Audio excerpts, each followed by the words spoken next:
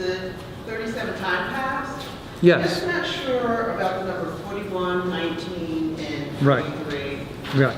I included those because they come up often. And I don't know the spiritual meaning for the number 19. But I know when you do these calculations, when you break down a number, that number comes up very often. And so I just included it. Now, there's probably a handful of the 37 that have those numbers. And yes, I would say that they're a little, they need further work, and they should be questioned, and we should probably put them off to the side. I might separate them sometime in the future. But if you look at most of those time paths, they're very solid. The breakdown of numbers is solid. And actually, we don't even need to get into that. If we would just go from creation to 2033, from the flood to 2033, from Esau's failure of the test when he's age 40, which Lord willing we'll look at if we have time in a study during this week, or with the foundation of the temple, the whole life and death of Christ matches up perfectly. There's 5 or 6 super strong time paths that some of them you have a 4,000 year direct time path, 3,000 year direct time path, 2,000 year direct time path. And probably a big one is from the flood, because you have from creation to the flood 6,023 years, from the flood to 2033, 7,023 calendar years. And we know God breaks up the number 13 with the going around the wall of Jericho.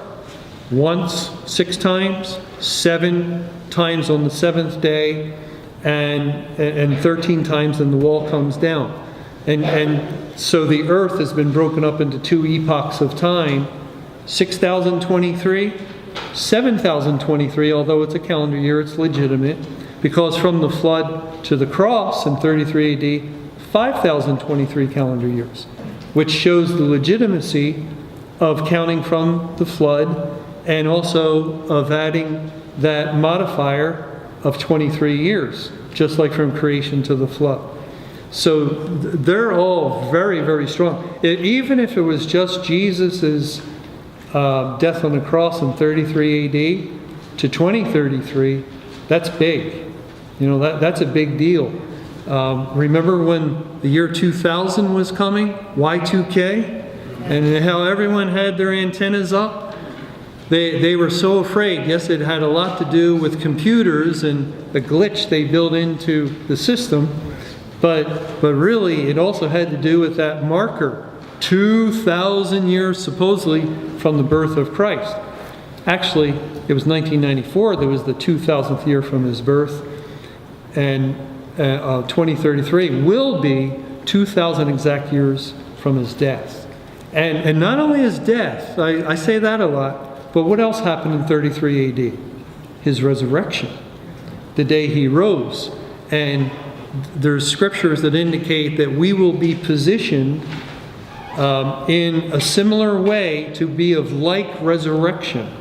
So there's the death of Judgment Day leading up to a point in time, a year, exactly 2,000 years from Christ's death and resurrection. And he rose early the first day of the week, and millennially speaking, since May 21, 2011, we've entered into the 8th millennium. It's 7,001 years from the flood and counting until you get to 8,000 would be the 8th millennium, the 8th day, because we understood 7 days, 1,000 years for a day, leading from the flood to 2011. Well, that would also, May 22nd would have begun the 8th day.